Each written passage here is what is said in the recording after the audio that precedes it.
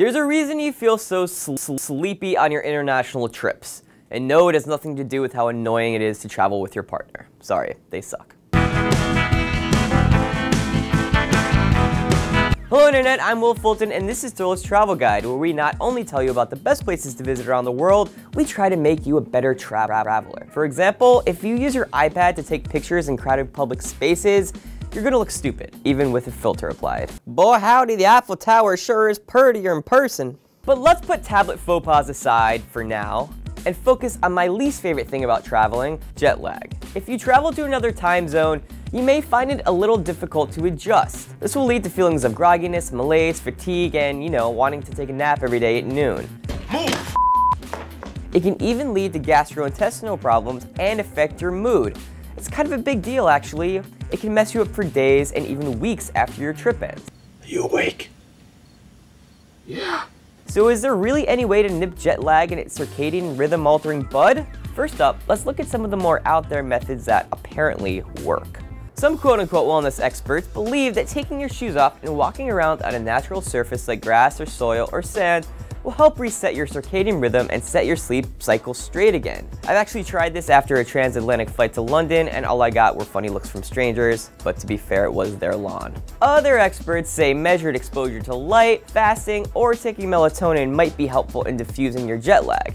And I've tried all of these things to little success. Honestly, in this traveler's opinion, a little bit of planning might be all you really need. First off, red-eye flights to different time zones can really throw you off, unless you have one of those first-class seats that fold into a bed. In that case, I hate you anyway, so it doesn't matter. But for the rest of us, when you can, avoid those late-night flights. But really, the most important battle to fight en route to jet lag dominance might be staying awake till it's bedtime in your new time zone. No matter what, you must stay conscious in an effort to set your sleep cycle right again. When I went to Thailand, I stayed up for almost 30 hours straight, and yes, I was a little tired in the process and maybe zoned out, touring a few watts, but I went to bed at a new normal time and I experienced zero jet lag for the rest of my trip.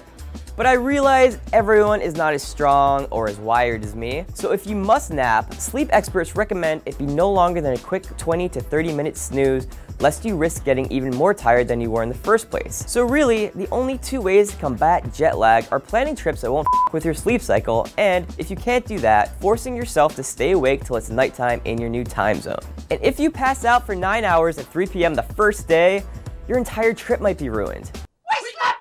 And why let sleeping ruin your trip when there's plenty of tourists walking around taking pictures on their iPads to do that for you?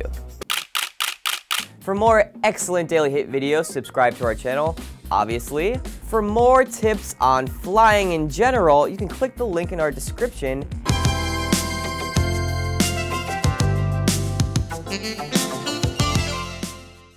I'm Wil Fulton, this is Thrillist Travel Guide, and if you specifically want to learn how to poop on an airplane without anyone noticing, click the video right next to me. Don't worry, I'll still be there. Jersey accent? Yo, that Eiffel Tower sure is pretty in person. That doesn't, no, it's not the same.